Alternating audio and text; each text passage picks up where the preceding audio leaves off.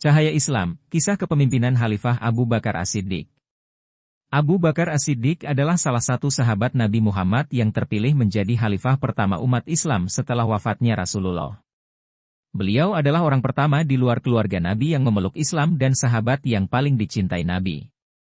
Beliau juga merupakan ayah mertua Nabi melalui putrinya, Aisyah. Nama asli beliau adalah Abdullah bin Abu Kuhafah, tetapi beliau lebih dikenal dengan nama kunyahnya, Abu Bakar, yang berarti bapak dari Bakar. Beliau juga mendapat gelar As-Siddiq, yang berarti orang yang sangat jujur atau banyak membenarkan, dan Al-Atiq, yang berarti orang yang selalu menjadi garda terdepan dalam hal kebaikan. Abu Bakar As-Siddiq lahir pada tahun 573 Masehi, di Makkah dari suku Quraisy, Bani Taim. Beliau adalah seorang pedagang kaya dan terhormat di kalangan masyarakat Makkah. Beliau juga dikenal sebagai orang yang cerdas, berwawasan luas, murah hati, dan berakhlak mulia. Beliau memiliki hubungan persahabatan yang erat dengan Nabi Muhammad sejak sebelum kenabian. Ketika Nabi Muhammad mendapat wahyu pertama dari Allah dan menyampaikan risalah Islam kepada orang-orang terdekatnya, Abu Bakar As-Siddiq adalah orang pertama yang memeluk Islam tanpa ragu-ragu. Beliau juga berusaha mengajak orang-orang lain untuk masuk Islam dengan cara yang lembut dan bijaksana. Di antara orang-orang yang masuk Islam atas ajakan Abu Bakar As-Siddiq adalah Utsman bin Affan, Zubair bin Awam, Abdurrahman bin Auf, Sa'id bin Abi Waqqas, dan Talhah bin Ubaidillah, yang kemudian menjadi sahabat-sahabat utama Nabi Muhammad. Abu Bakar As-Siddiq selalu setia mendampingi Nabi Muhammad dalam berbagai peristiwa penting dalam sejarah Islam. Beliau adalah salah satu dari 8 orang yang ikut dalam Perang Badar, perang pertama antara kaum muslimin dan kaum kafir Quraisy. Beliau juga ikut dalam Perang Uhud, Perang Handak, Perjanjian Hudaibiyah, Penaklukan Makkah, dan Haji Wada. Salah satu peristiwa yang paling menonjol adalah ketika beliau mendampingi Nabi Muhammad dalam perjalanan hijrah dari Makkah ke Madinah. Dalam perjalanan tersebut, mereka sempat bersembunyi di sebuah gua untuk menghindari kejaran musuh. Ketika Abu Bakar As-Siddiq melihat ada celah di gua yang bisa dimasuki oleh ular atau kalajengking, beliau menutupinya dengan kakinya. Ketika ada seekor ular yang menggigit kakinya hingga berdarah, beliau tidak bersuara agar tidak mengganggu tidur Nabi Muhammad. Ketika Nabi Muhammad terbangun dan melihat keadaan Abu Bakar As-Siddiq, beliau meniup kakinya dan mendoakannya agar sembuh.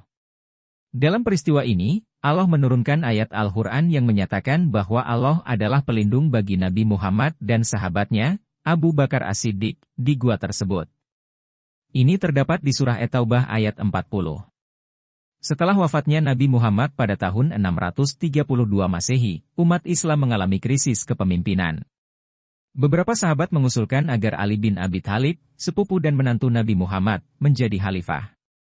Namun, sebagian besar sahabat memilih Abu Bakar As-Siddiq sebagai khalifah pertama umat Islam dengan alasan bahwa beliau adalah sahabat yang paling dekat dengan Nabi Muhammad, yang pernah dipilih oleh Nabi Muhammad untuk menjadi imam sholat ketika beliau sakit, dan yang paling berpengalaman dalam urusan politik dan sosial. Abu Bakar As-Siddiq pun menerima amanah tersebut dengan rasa takut dan tanggung jawab.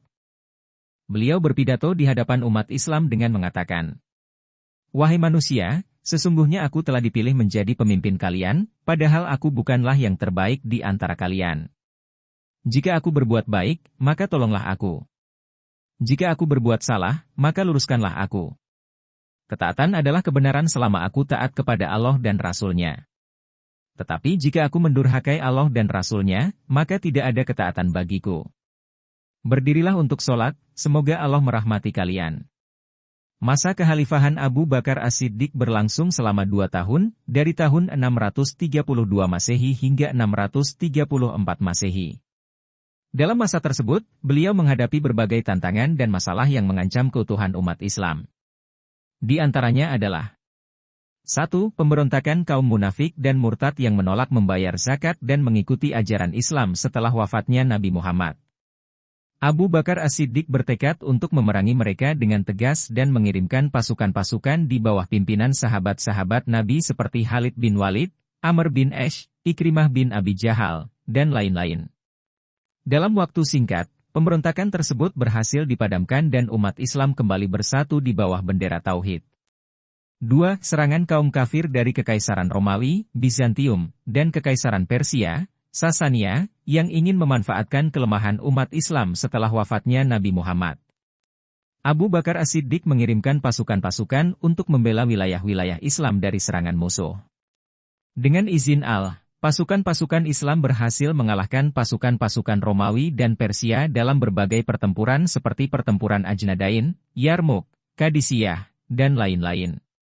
Akibatnya, wilayah-wilayah Romawi dan Persia seperti Suriah, Palestina, Irak, dan lain-lain jatuh ke tangan umat Islam. 3. Pengumpulan dan penulisan Al-Quran dalam satu mushaf yang baku dan resmi. Abu Bakar As-Siddiq mengambil inisiatif ini setelah mendengar banyaknya penghafal Al-Quran yang gugur dalam perang Yamamah melawan Musailamah Al-Kadzab, seorang pemimpin murtad yang mengaku sebagai nabi. Abu Bakar As-Siddiq menunjuk Zaid bin Sabit, salah seorang sahabat yang ahli dalam bidang Al-Quran, untuk mengumpulkan semua ayat-ayat Al-Quran dari berbagai sumber seperti tulang, kulit, daun, atau hafalan para sahabat.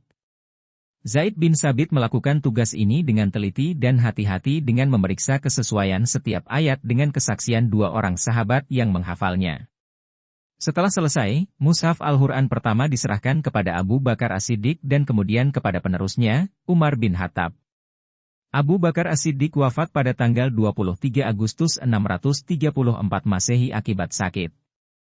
Sebelum wafat, beliau menunjuk Umar bin Khattab sebagai khalifah kedua umat Islam dengan persetujuan para sahabat. Beliau dimakamkan di samping makam Nabi Muhammad di Masjid Nabawi, Madinah.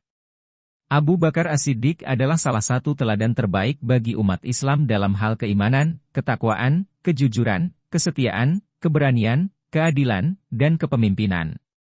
Beliau adalah cahaya Islam yang bersinar terang di tengah-tengah kegelapan.